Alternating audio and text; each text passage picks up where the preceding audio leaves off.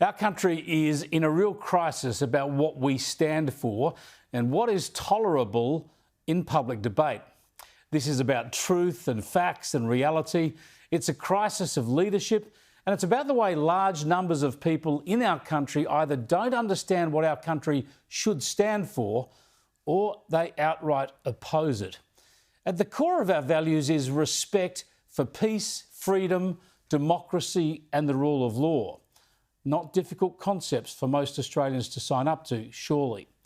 But the nationwide anti-Israel and pro-Palestinian protests over the weekend showed we have a problem on this front. Proponents will say that these protests were compassionate, they were morally virtuous, they were marching to stop children and civilians being killed in Gaza. But the reality of the protests was very different. It always has been since the day after the October the 7th atrocities nearly 2 years ago, when people took to the streets of Sydney and then to the forecourt of the Opera House to celebrate the slaughter of more than 1,200 innocent Israelis in the most vile and barbaric way imaginable. And while most of the people who marched in Brisbane and other parts of the country yesterday would have said they were backing a morally righteous cause calling for peace, their claim just doesn't bear up to the slightest bit of scrutiny. Firstly, these protests don't fly the Australian flag or the Israeli flag. They mainly fly the flag of the non-existent state of Palestine, essentially backing the cause that the Hamas terrorists used to start this war with their grotesque violence. These are the Hamas terrorists who still hold hostages and refuse to end a war they can't possibly win. Yet nowhere at the protests do you see signs denouncing Hamas, demanding that Hamas lays down its weapons. Nowhere in these protests do we see banners demanding the release of hostages. No, they all demand that Israel stops attacking Hamas. They demand that Israel leaves Hamas in charge. That's just the reality, isn't it? If these were protests for peace, they would focus on hostages. They would wear yellow ribbons and they would demand that Hamas stops the killing and ends the daily war crime of holding 50 hostages, 20 alive, another 30 bodies as bargaining chips they're held. That's how sick Hamas is. And if you're a protester who believes this description doesn't sit well with you, then stop joining these protests, because that is what they are. This is the cause you are aligning with. Start another protest if you like, a real peace protest, one that denounces Hamas, that condemns terrorism and demands the release of hostages, as well as the protection of innocent civilian lives. Because it gets worse. In the protests, there were people wearing T-shirts emblazoned with the late Hamas terrorist leader Yahya Sinwar. Imagine that, a bloodthirsty terrorist lauded on our streets. And there have been banners and flags mimicking those of terror groups like Hamas, Hezbollah and ISIS.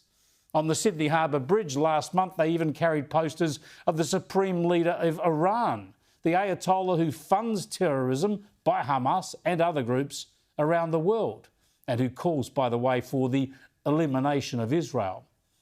These are not the banners and symbols and the heroes of peace. These are people and ideas that are enemies of freedom, enemies of humanity, and enemies of Australia. And we've heard chants at these protests about Palestine being freed from the river to the sea, which even Anthony Albanese admits is a call to obliterate Israel and the Jews. And we've heard chants of death to the IDF. I mean, when did peace marchers ever chant for death? And yesterday, we heard this chant, even from the mouths of children.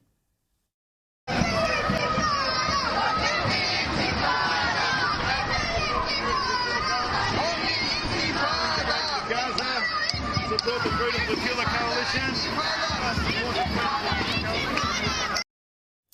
Yeah, they're chanting for the intifada. That is literally an uprising, but in reality something far more sinister. There have already been 2 Palestinian intifadas. Here's what they are like in reality.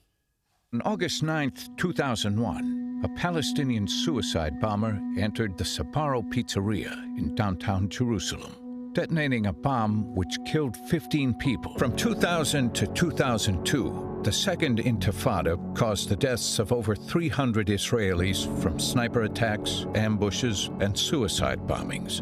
Israel called for a ceasefire for 10 days and held its fire.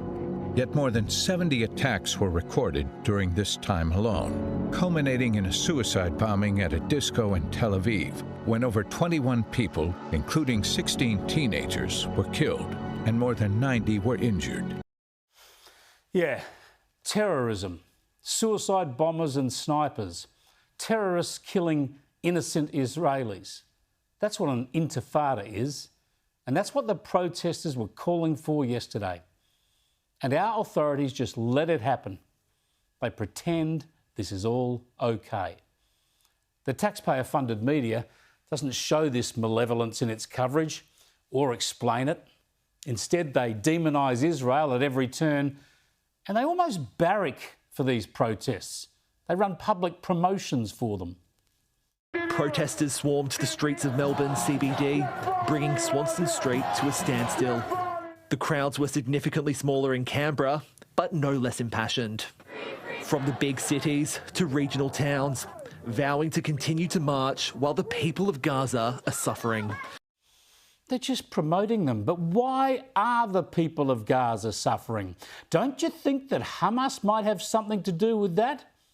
Or do you blame Israel, like the anti-Semites do, like the terrorists do, like Hamas does? But is it any wonder that the ABC is so appalling when even our Prime Minister, Anthony Albanese, calls these protests peaceful? And this is a Prime Minister who uses language like this bit I'll just show you to describe the terrorists and the families of suicide bombers who are currently financed by the Palestinian Authority.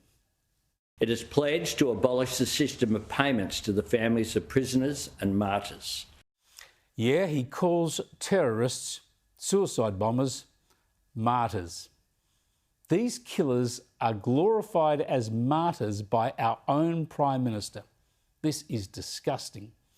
And our PM trusts the word of Mahmoud Abbas, the Palestinian leader, who pays terrorists now, but who told our Prime Minister that in the future he'll stop paying terrorists and the families of suicide bombers. Did Albanese even stop to think who he was talking to and what they were talking about before he agreed to deal with this man and start arguing his case publicly?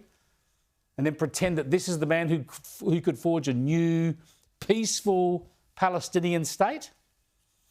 We are in a bad place in this country right now.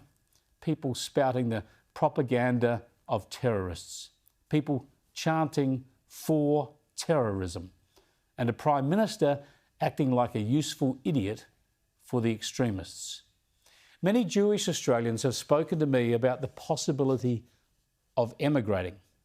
Yep, leaving this country for either the US or Israel. They'd feel safer in the US or Israel. Let that sink in. Jewish Australians who say they would feel safer in the US or Israel than they do in Australia now. That tells you how serious our crisis has become.